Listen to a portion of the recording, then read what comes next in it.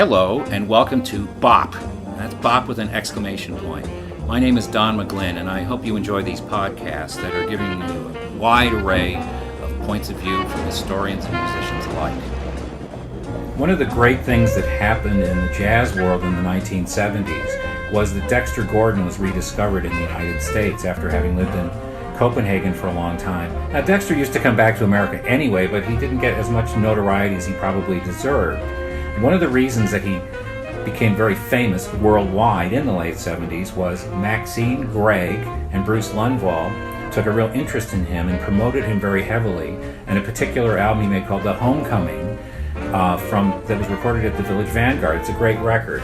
And so Dexter and a number of other people that came afterwards, people like Art Pepper, Phil Woods, Frank Morgan, all benefited from cracking this sort of resistance to acoustic jazz during that era. Anyway, Maxine Gordon, she married Dexter, so her name became Maxine Gordon, and she finished Dexter's book, his autobiography, which he did not finish, and it took over 20 years for her to do it. So seek out that book. It's called Sophisticated Giant. But in the meantime, you can hear her here in a series of podcasts. Okay, this is the Maxine Gordon interview at the world stage. Okay, Love Maxine. That. You don't have the why? Love those. This is old school too, though. Oh, yeah. That's what Bertrand Tavernier did. That, like you did. Yeah. And Martin Scorsese, is in the film. He did this, and I was like, why are you doing that? And he was like, it's all about the frame. Good right? for him. So I would stand next to him because so cool. I've never met Tavernier, but I've met Scorsese a bunch. Yeah, He's a really great. pleasant guy. Yeah. Okay, sorry. Okay, the first thing we were going to Off-point. talk about was, you, I think, probably know as well as anybody how this music started, which I love so much. And I'm just going to throw the great name of Mary Lou Williams at you. Okay. Well, we're talking about bebop. So the thing is, it doesn't just start on one day in one place. So, it's a continuation from what we call swing, which is a continuation of what came before and from Louis Armstrong and, if we go before Louis Armstrong. So, it's not like there's a date that we say, oh, swing, went to bop. But because you asked me the question, when I was a graduate student at NYU, the topic of my dissertation was based on an essay by Ralph Ellison called Golden Age Time Past, which if you haven't seen it, you can look it up. It's in Esquire magazine, and it's about Minton's Playhouse. But the thing so that was the title of my dissertation, and it was about Ellison and about bebop. But as I did the research and went to Minton's before it was renovated, and went in the basement and went in next door, it's attached. It was actually a dining room of the Cecil Hotel, Minton's Playhouse. And Mr. Minton was the first black delegate to Local 802 in New York. And he was a musician, and he took the dining room to be a club. But what I found out in my research for my dissertation was that if we date bebop from Minton's and then 52nd Street, we make a mistake because Mary Lou Williams is actually there in 1937. And they had an after-hours club in the basement.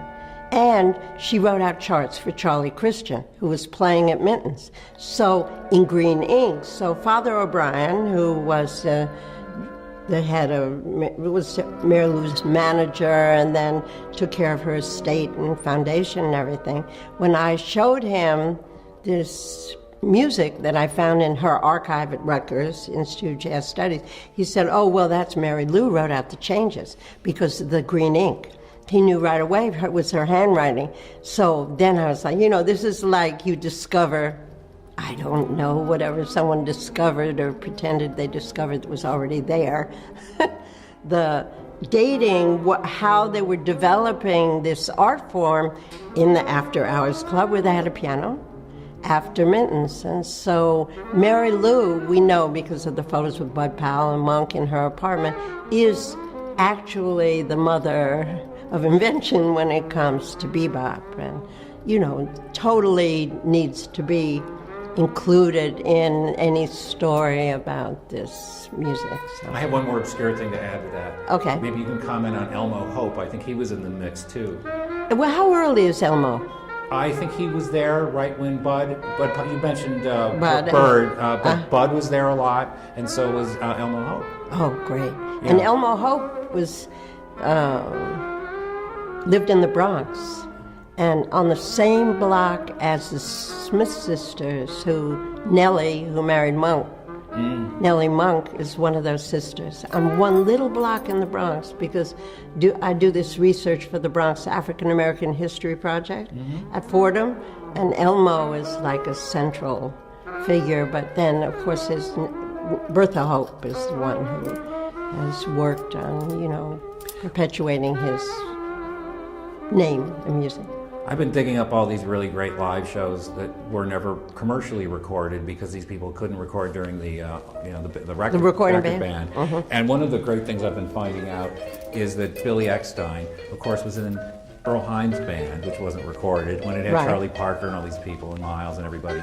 And they were like throwing, not Miles, but they were throwing a lot of ideas together, which ended up shaping the Eckstine band, which is another major early step. Maybe you can talk about that, because we have film of Eckstine's band like the week after Dexter left. But I mean, it was a really great band. It was a great band. That's Dizzy said, it's the greatest band that ever was. And so the recording band, that has a lot to do with the history of bebop. The recording band, because of the period where they couldn't record commercially, when it ended and that people heard the music, it was like, all of a sudden you hear this new music, and they thought, it's like overnight, it's, invented, but it was developing over that whole period, because like with that band and Dizzy, right, and Bird. But that, Dexter in 1944, made in November, was with Louis Armstrong. So is that 6 months? Right around there, yeah. Okay. And then he got the call to join the Billy Eckstine band and told Louis Armstrong, I have to go to the Howard Theater. That's where he joined the band. And he was like, I heard you guys were playing some new music. And he was like, yeah, I need to do it. And he was like, okay, do you want more money? He said, no, it's not about the money. I got to go. And he said, okay, if you want to come back, you always have a gig. But he said, go, I know what you're trying to do. So, this idea that in the press that Louis Armstrong said negative things about bebop, he might have one day, but it doesn't mean he meant to say it forever, But anyway, Dexter joined the band, and that was, we're talking Charlie Parker, Dizzy, and then after Dizzy, Fats Navarro, the personnel, Sarah Vaughan, Art Blakey, John Malachi, and then he was one of the Unholy Four, so that's Sonny Stitt, Gene Ammons, John Jackson, Dexter, I think that's right. At the back of the bus, there's seats for 4, and they practiced all day, every day on the bus till they got to the gig, because they wanted to be the best saxophone section and, let everybody hear what they were doing, and they worked hard on bebop. Hard. But you can hear it. A lot of my friends go, I don't like big band bebop, and I only like the combo stuff. And I'm like, well, you should listen to Dizzy's band, right? And Eckstine's band. I just heard Dizzy's band with Monk. Have you heard that? No, I don't think so. Where'd you find that? A friend of mine gave it to me. It stunned me. Where was it? It was at the Spotlight Club, 1946. Oh, Spotlight. And it's 2 discs. It's a lot, and it's like. It's funny because Monk throws them off a little bit. They're a little more sloppy. Yeah. Because the Victor records are great. But maybe you can talk a little bit about how great that Dizzy band was. Because I happen to have the best copy in the world of that film, Jivin' and Bebop. Oh, yeah? And it's really beautiful to look at. And it's got Helen Melba in it? No, it's Helen Humes. Oh, uh-huh. And Dizzy. And I think it's Milt Jackson and John Lewis. Right. But anyway, I love that band. Maybe you can talk about it now. Well, when Dizzy left the Billy Eckstine band to have his own big band, he developed. Now then you got a serious bebop band. Are the solos long? Yeah, pretty good. Longer like than, 4 minutes, 4 minutes long. But Dizzy, Dexter said that Dizzy Gillespie was the Albert Einstein of modern music. So if you think about it, every time he would organize something, it was very organized, he would be creating something new. It's like when he heard Chano Pozo or when he heard Afro-Cuban music, and he was like, okay, that's bebop. He wasn't constrained by some label or some idea of what to do. And then, I would say that because of Chano Pozo and Dizzy and that relationship, that actually bebop is Afro-Cuban music after that point, right? That's what Kelly Roll Morton said. Yeah, right, right. Hey Boppers, Kian here, and you just heard the first part in 3 in our talk with Maxine Gordon. In this part, she discussed Mary Lou Williams' role as early bop innovator, as well as her story of how Dexter Gordon came to leave Louis Armstrong's band to join Billy Eckstine.